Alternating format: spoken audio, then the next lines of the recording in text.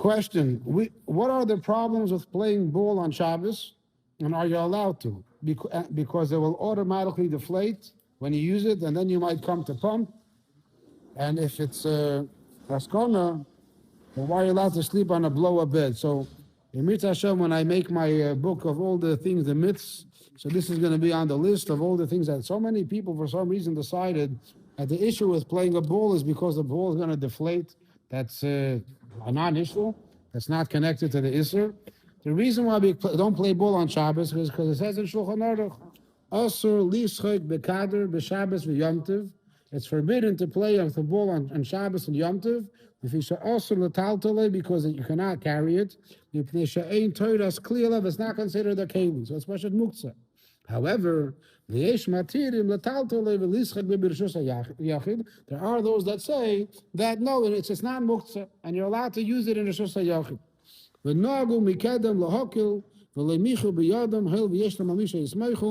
meaning has always been to be lenient and let people play ball inside. So the reason to be machmir not to play ball, I mean, I don't know if they had inflatable balls then, but the issue is not about inflatable or deflatable. The issue is it's not a keli, and that's why it's forbidden.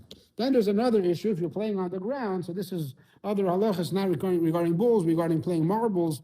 There's an issue of, there's a concern you might smooth the ground. So if you're playing on earth, if you're playing with marbles, you want to make like a good flat land, a flat piece of earth. So you might, it's called the hashveis gumish. You're going to make everything smooth down. And that could be an issur of charisha v'zriya. So if you're playing ball outdoors, so there could be other issues. You're playing soccer, there'll be a concern of kicking grass, so you're uprooting grass from the ground, which always happens when you're playing soccer. And you're a concern of flattening the ground. Flattening the ground. But if you're playing basketball on concrete and there's an eruv, so mitzad the dry din of the Shulchan Aruch, there is no concern. The issue is that it's not covered Shabbos, it's Uvdin Dachol, and every Rav will tell you not allowed to do that, but it's not mitzad the dry halach. Yes. Mitzad the dry halacha you're allowed to, but I already mentioned a couple of times that there was a tshuva of the Rebbe when there was a kind of what today we call it sitin, that there was a group of teenagers that came to Crown Heights, and there was a similar story in Yisroel, and these teenagers were not religious, and they prepared a program for them to keep them busy. He told the Fabrengen, told the wherever they speak, and part of the program was playing ping pong. And the Rebbe was like, how can you arrange such a thing to play ping pong on Shabbos? Yeah, and I think football is the same idea. Halachically, it's not forbidden, but besides the fact that it's not a Shabbos-like activity. So most people, when they get older, they don't play games on Shabbos, and that includes for sure football and ping pong. But again, the dry halacha, no one can say that it's punished forbidden. Yeah. That's an interesting question. I don't know the rules of it. If it's artificial grass, is that considered picking? L'chayra, I would say that's not an issue then. L'chayra, I don't think picking fake grass out off the turf, I don't think it's considered assur. Is the same what? It's not the same thing? Why? And so you're saying that it's even more lenient today. So Shalom David is saying that today is that there's no reason to be machmir because the ball is considered a kli. Okay? Huh? Tadmuksa, yes. If you shaped it like a rat before, I hear this one, yeah, okay. Sheila? If he designated before Shabbos, so that's why he might be wrong what he's saying, because apparently it was designated as a bowl before Shabbos, and after Bichin, yesh machmirim. Huh? So if it was designated to be a kaddish, then it's so if it's designated to be a kaddish, then it's obviously changed enough. Okay, but that makes no difference, yeah? Because anyway, the Alter Rebbe says you can rely on the mekilim, but at the same time, we're machmir. All right, question, does salt or other spices need a hechsher? And if yes, then is OU good enough? Because spices are a davar charif. So first of all, I think there's an app that whoever has a smartphone should get. The app is called CRC Kosher, and it's a very good app, which basically every item it tells you. First of all, it has a list of all the hechsherim, if there are whatever recommended hechsherim there are. If hechsher is not on their list, it's probably not, you don't rely on it. Secondly, they have a list of products and they tell you that this product needs a hechsher or not. So for salt, there's no need for a hechsher. And for many spices, there's no need for a hechsher either, including garlic powder and black powder, things like that are, what's a black pepper? These are things that there's no concern for a hechsher as long as nothing has been added to it. However, there are many spices that there are additives that are things. So if you have what's called garlic salt, that can be a mixture of garlic powder, salt, actual salt, and they might put some other preservatives to make the mix work properly. In that case, you have to check. So it's not atzmam, spices are not really a concern. And again, for any individual spice that you want, you look up over there, and b'derech klal, for whatever I saw, whenever it was the plain spice for itself, it always does not require a hechsher. Always stand behind me. Why? No. Oh, yeah, not an issue. Iodine is a kind of a rock or something also, or a chemical. I forget what exactly it is, but it's for sure not a problem. It's also kosher.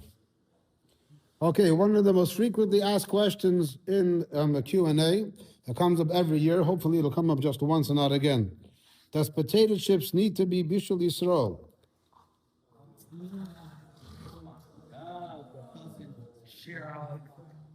So we're going to say b'kitzur hadvarim, how it works like this. Those that are not familiar, there's bishul Yisroel and pas Yisroel. Bishul Yisroel is a takana that Chachamim made that when a goy cooks food items, a yid cannot eat them. And this is regardless if the ingredients are kosher. Even though it's completely kosher ingredients, the fact that the goy cooked the food is kosher. And that is why, if you have a cleaning lady in your house and she comes in and she makes a scrambled egg, a fried egg with your eggs and your oil and your whatever, and your frying pan on your stovetop, that fried egg is not kosher. Not only is it not kosher, you might have to kosher your frying pan as well. Because when a guy cooks something, it's forbidden. However, there are two main conditions for this to be so.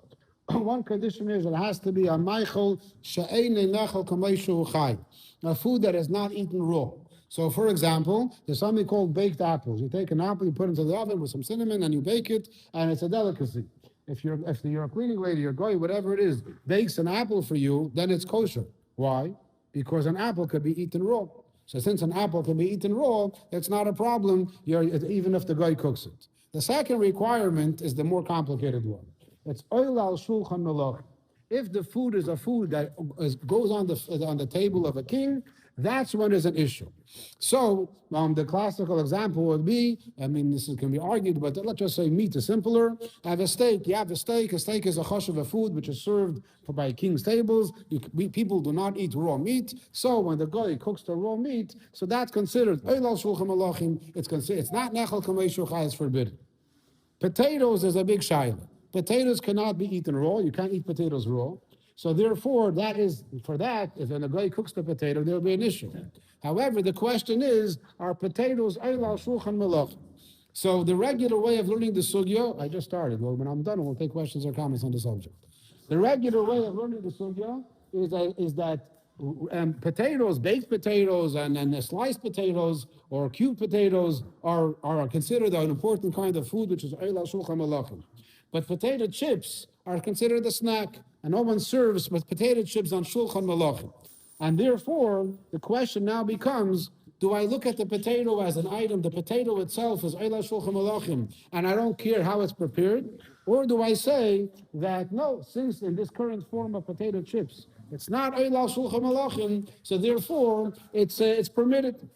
And this is basically the two approaches, and this is the main way of looking at the subject. There's a couple of details I'll mention in a moment, but this is the main way of looking at it. And apparently most poskim, most hechsherim definitely feel that if in the current shape it's not eilal shulchan malachim, it's not considered an important kind of food, in that case, it does not require bishul Yisroel, and that is why many hechsherim, the OU and many others, will give a hechsher on potato chips that's not bishul Yisroel, because they claim it doesn't have to be bishul Yisroel, because potato chips are not considered a chashuv food.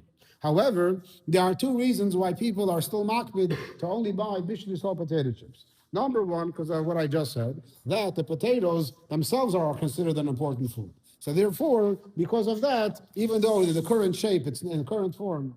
Can you please stop acting like a baby? Zalmi, can you move somewhere? Can you move around?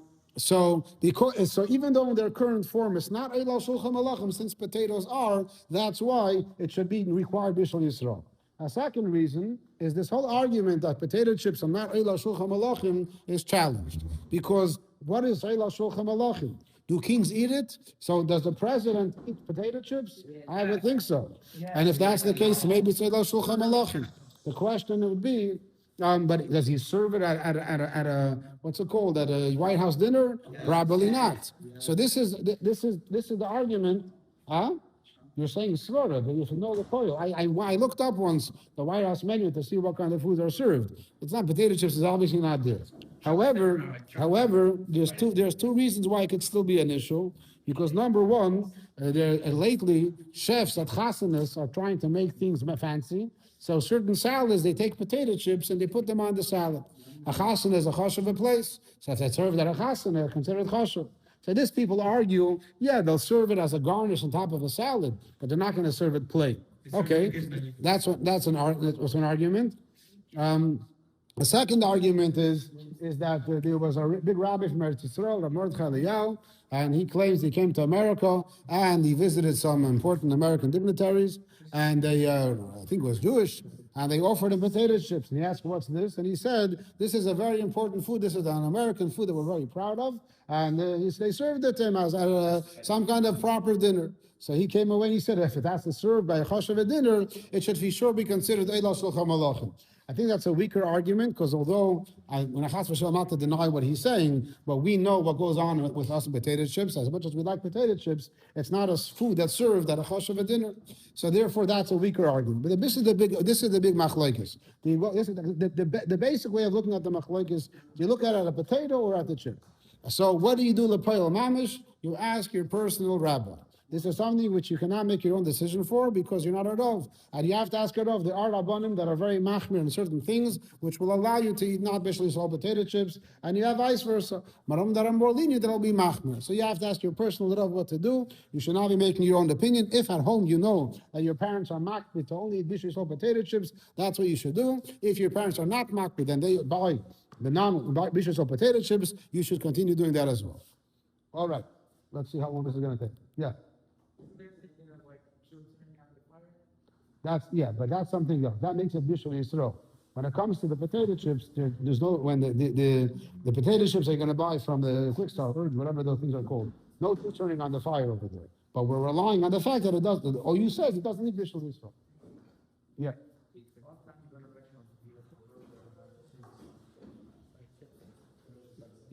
The whole origin of potato chips comes from where they come from. It comes from a restaurant. It's a whole story that there was one time. Potato chips, the origin of potato chips, that there was a guy came to a restaurant, the chashuv of a restaurant, and he asked for potatoes, sliced potatoes, and they served it to him, and he said, it's such thick potatoes, it wasn't done well. So the chef got upset, he was insulted, he made the paper thin, potato chips. And he served it unto the guy. He was trying to geshtach the guy. And the guy said, this is amazing, it's so good, that became a hit. That's where fish and potatoes come from. So it was served in a restaurant for the first time. Today, the point, it's just not. And if even in a restaurant, again, the question is, how do you define Eila Shulchan Malachim? The pashtus, what most people say by a chassan. That's like an easy way of saying it. Do they serve bowls of dish by a chassan now? No. Therefore, it's not considered. Yeah. What about par-baked potato chips? That's a whole different story. It's not par. You don't have par-baked potato chips. Okay, 1 second. Randall Hine, you had a question, comment? Yes, Manny.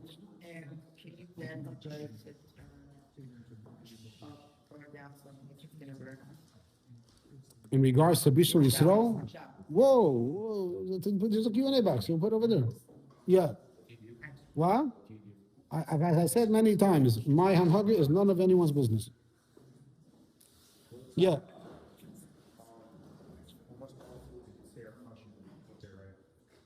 But even the chashuv that gets served at a meal of a president, at a chasana. We're not going to go into chasana and people will be serving Rice Krispies. These are things that everyone understands. It's considered like a shiva kind of food, a basic kind of food. You could make it right, and a chef that knows what he's doing. That's a good point. But okay, many vegetables can be eaten raw, so that's not an issue. But those that cannot be eaten raw, that's a big question. That's talk a big shayla. How do you define it? And today, indeed, you go to chasana, you'll find many foods over there. But many foods will only become part of a dish. They won't be served as a dish for itself. So that's why it gets very complicated. These things get very, very detailed. Okay, we can move on? Yeah. Tuna? With potato chips. You'll have to ask next time. Okay, no, Gamardo. This subject is endless, no? All right. A lot of jokes came in. A lot of them were stupid, so I'm ignoring them, but this one I liked. Will you give Shmulik more respect if he starts going by Shmelka? Yes, I will. All right. Question. If smoking is forbidden because of ונשמרתם, then why can you drive cars, which is a higher chance of dying? So I started looking this up, and the Bacher is completely wrong. And you look it up, you'll see. The average in America, close to 480,000 people die a year of smoking, and only 40,901 people died. This is a statistics, I think, 2023. So it's not only is it so many more people die of smoking than from accidents, but think about it.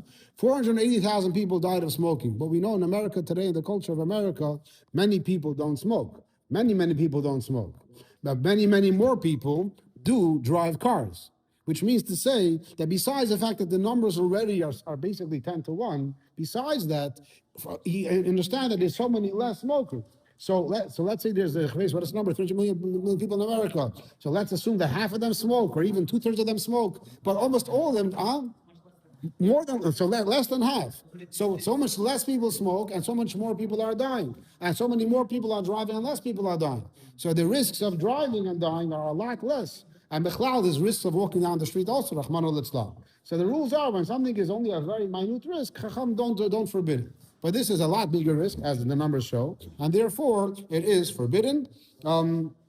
That's a simple answer. The people that are dying from smoking are from previous generations, and previous generations. I don't know if that's true. I mean, the awareness of smoking being unhealthy is for many years already. It's a good 40 years, I would say, 50 years that it's it's truvus of Rabbanim that the official Chavetz Chaim spoke against it already. I mean, it was going way back when. I mean, I don't know if it became so. Today, the whole world agrees that it's unhealthy. But it's the chayra. These are the numbers. Yes. If the risk of dying from car accidents would go higher, would you not be able to drive? Possibly, yeah. That's why some Rabbanim say you can't go skiing, because they claim that skiing, the risks of dying are very high, and that's forbidden. Huh?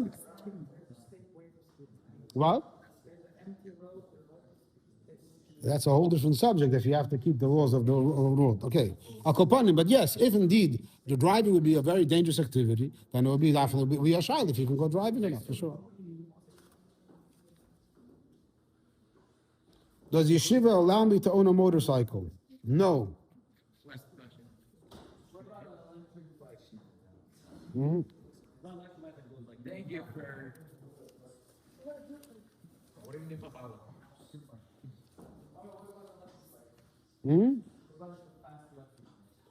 The past is not.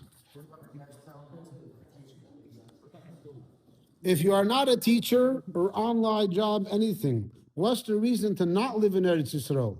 If you want to say that it's not religious there, there's plenty of Yiddishkeit there. And we see that many tzaddikim try to go to Eretz Yisroel. So we'll just start from the end, the last sentence. As much as it's true that many tzaddikim tried moving to Eretz Yisroel, many more tzaddikim did not try living in Eretz Yisroel. The majority of tzaddikim did not only not live in Eretz Yisroel throughout the times of Golus, the majority of tzaddikim did not try to go to Eretz Yisroel, and they lived in chutz la'aretz. The Baruch is basing it on an assumption that it's a mitzvah to live in Eretz Yisroel. It's a big machlokes of the Poskim. There's a mitzvah to live in Eretz Yisroel. According to the Ramban, it is a mitzvah. According to the Rambam, it's not a mitzvah, and that's b'derech kla how we paskin. And therefore, the Rebbe did not encourage people to move to Eretz Yisroel, and the Rebbe said everyone should be where they are. Throughout Golus, that's what it was like. Now, even though there are people that don't have official position of shlichus, however, every Jew is a shliach.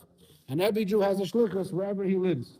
And therefore, so even though his official job might be that he's a computer programmer, but the pile he lives in whatever city he lives, so that's his shlichus to be in that place. And therefore, everyone is supposed to be where they are. And b'derech klal, that is their shlichus, and they should be wherever they are, and not necessarily move to Eretz Yisrael.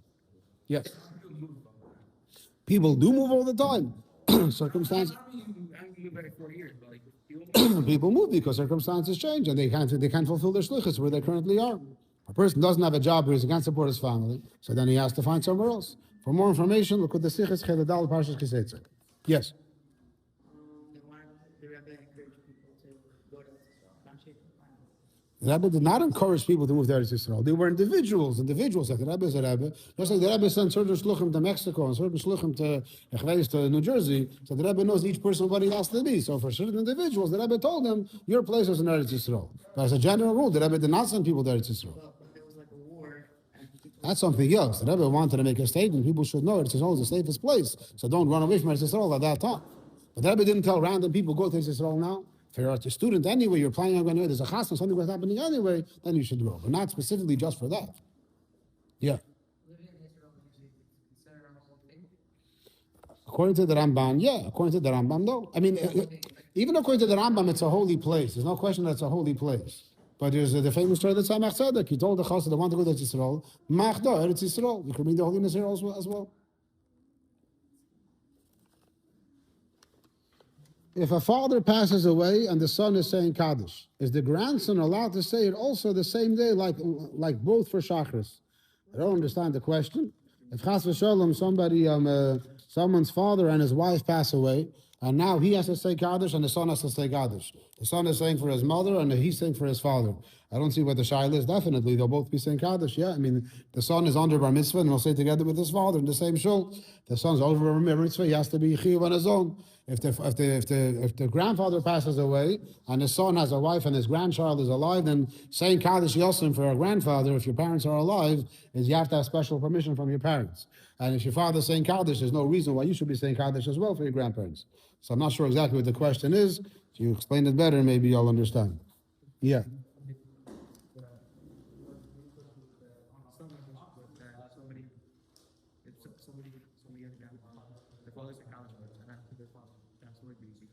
Oh, if someone's father passed away, he has to say kaddish for his father anyway.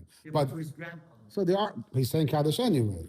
If his grandfather on the yard side, he has him on the yard side. Yeah, so there are people that do that, definitely. There's a concept to say kaddish for a person's grandfather. Huh? The Rebbe is a kaddish for his grandparents, as far as we know, yeah. Someone's wife passes away, says kaddish. No, he could. But if there are children, the children say kaddish. If there are no children, then he could. But if there are children, only the children say kaddish, not the husband. What can I do in a situation when you want to be nice to people, and let's say they take advantage of you being nice? But if you say something, it might make them sad. This is a very, very important question, and which basically the Bacher is asking that I want to be nice, but I feel that people are taking advantage of me. And it's very, very, you have to be very careful about this. Because if you're saying yes all the time and you're being nice all the time to other people, you might be hurting yourself very much. I'm very nice and everyone's taking advantage of me. If I'm going to say no, the person will get sad. So what should I do? So the answer in short is you have to say no. You have to learn how to say no. And even though the person is going to be sad, so just because someone's sad doesn't mean that's the wrong thing. Often we have to do things which make other people sad. We have to punish someone because they teach them the consequence and responsibility, even though he's sad. So just because you made somebody sad, it doesn't mean it's the wrong thing. Every person, there's a halach in Shulchan Aruch. If you see your father's lost object and your teacher's lost object, there's a whole discussion whose object they have to return first. But if it's my lost object and my father or my teacher's lost object, my lost object always comes first. Because a person is responsible for himself first and foremost before anything else. So especially Bachrim in yeshivah, you have to take care of your own sanity, your own mental health, your own emotional well-being. That's the most important thing. And therefore, if you feel people are taking advantage of you, so even though you might come across as mean sometimes and cause someone to be sad, you have to learn how to say no. It doesn't mean you should say no randomly. You should, of course, be nice and help when you can. But in a case where you think that you're being taken advantage of, and you know right now that really I should be doing things for myself, and this person's taking advantage of me, in that case, you should not say yes. You should say, I'm sorry that I can't. You don't have to say it in a mean kind of way, but you should not it's not healthy for you, and it's not healthy for the other person either. Even though right now you might be helping him, but really it's not helpful for him to take advantage of people. So if someone asks you, oh, can you go to the store for me and buy me something? And I have to say yes, that's very wrong. You shouldn't be, if you're going to the store anyway, for sure, yeah, why not? But if you're not going to the store just to go for somebody else, not only is it bad when you're telling you, you're teaching that person to be lazy, you're enabling him, and also why should you go to the store right now? You should not do such a thing. Everyone's looking at everybody else. Who is the nice people? Everyone is very nice, and everyone wants to not be taken advantage of. But that's ensures, of course, every detail, every situation has to be studied for itself. But in general, that's the rule. You should not be taken advantage of, and even though the other person is sad, it's better for him. Yeah.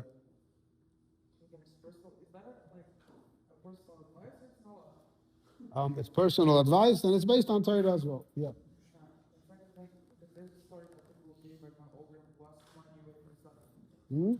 That's not called being taken advantage of. If you have healthy legs just like me, and you ask me to go to the store for you, where's that coming from? That's because you're lazy. You're taking advantage of me. If Nebuch, a person has no money, and I have a last dollar, I want to help them out. It's very different. Taking advantage, that's the example. If a poor person comes to me and says, I don't think what I give him something, I'm not taking advantage. He doesn't have. Taking advantage means that he could do it the same way. He's just abusing you. That's not okay. Huh? Exactly. You can get a job. Yeah, there's just a story just now. What was the story? So someone just told me on a radio show, Samai said that it's a woman that's a liberal. So she's talking to, I forget the whole thing goes. But basically, the guy was trying to bring out a point, was saying, how about you go to work and make money and then buy food and go give it to the homeless guy? She was saying, well, if I worked, I should get the money from it. Let him go to work for himself. You understand? Okay, very good. So there's a concept of people taking responsibility for themselves. Again, there's a lot of differences. But if you're going anyway to the store, but then let's say in a case where I go to the store anyway, the guy asks me for a favor. So for sure you should say yes. But what happens if I always go to the store, he's always asking me for a favor. Every single time I go, he asks me to go again and again. That's already tricky. That's already problematic because of the pile, I'm going anyway. On the other hand, he never goes and I always go. It's obvious that he's waiting for me to go and take advantage of me.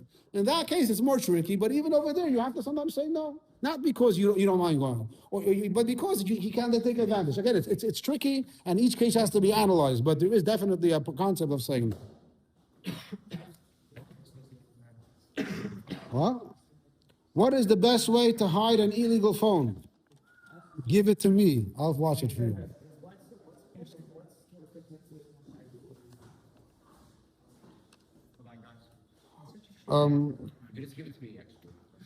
Is it a thing in Chabad to have a designated pot in the kitchen for making hard-boiled eggs? It's not a thing in Chabad. It's not a thing in the world Bechlal. It's a thing that used to be. In the past, when most eggs that we had were fertilized eggs, meaning eggs that came from a chicken that had been with a rooster, and therefore such an egg, if there is a blood spot, not only is it treif, but anything that was cooked in the same pot is treif as well. So in the past, because all the eggs were like that, so therefore, if you're going to boil up 20 eggs, 30 eggs, and you find that one of them is treif, then the whole pot becomes treif, and then you have an issue with all your pots, and there's a number, 60, 61, and that's complicated. So in order to avoid these questions, they would always have one designated pot for eggs, and this way, no shaila should come up with the other pots. However, today, our eggs are not fertilized, meaning our eggs do not come from roosters, only from chickens. So therefore, even if there is a blood spot in the egg, what the minig is to throw out the egg, at least throw out the blood spot, but it's not the same level of assur, it's not the same chumrah at all. So therefore, even if the pot has it, the pot doesn't become treif, and therefore there's no problem of having such a pot. So in the past, Klal Yisroel, most Frume Yidden would designate a pot for hard-boiled eggs, and today it's only because maybe cleanliness, maybe it's the minute they have an old pot, but it's not the same thing. Question: is it considered ribbis with a poor person? Can you count the extra as stock? Meaning, so if I'm giving ribbis to a poor person, am I allowed to? So first of all, it's a bit a strange question because if I'm borrowing money from the poor person, then obviously he's not that poor. So why should I be giving him ribbis? However, I did find that the Levush talks about it. The Levush, Mordechai, so in his Yeredeya, he clearly says that the assur of ribbis is all the time, and he says, there's no difference if the person is poor or rich. When you're borrowing money from somebody, the Torah says not to give back ribbis, has nothing to do with his wealth. And of course, you want to give him slaki, gesundheit, but he can't be in a way of ribbis. Last question for today, quickly. Is it allowed to brush a hat on Shabbos, even if it makes my Shabbos better? The second half of the question is actually a reason why it's forbidden. When it comes to cleaning your clothes on Shabbos, a big problem of the brushing clothes on Shabbos is if you care about it. If you don't care about your clothes being clean, and then on Shabbos it's noticeable, and someone says, hey, it's dirty, then there's more room to be lenient and go like this and clean it off. But if you care about it, that becomes a problem. So if it makes your Shabbos better, if anything, that's more of a reason to be assur. But the poyol halacha is that with a brush, it's brought down not to use a brush because that's uvdin dachol. But if it depends how new the hat is. So for example, my hat you can clean on Shabbos because even after you clean it, it's not going to be clean. So therefore, they didn't do anything. But even my hat, you can't use a brush. Well, Lady Mizrahi's hat cannot be cleaned on Shabbos. But not yeah. Can anyone tell that he cleaned it? Come on, no. Last month. Let's see what you can wait. Let's see what you got and see if it's gonna be. Very good.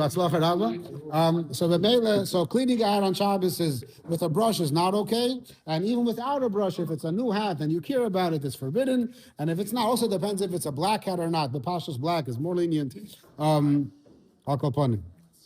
What's your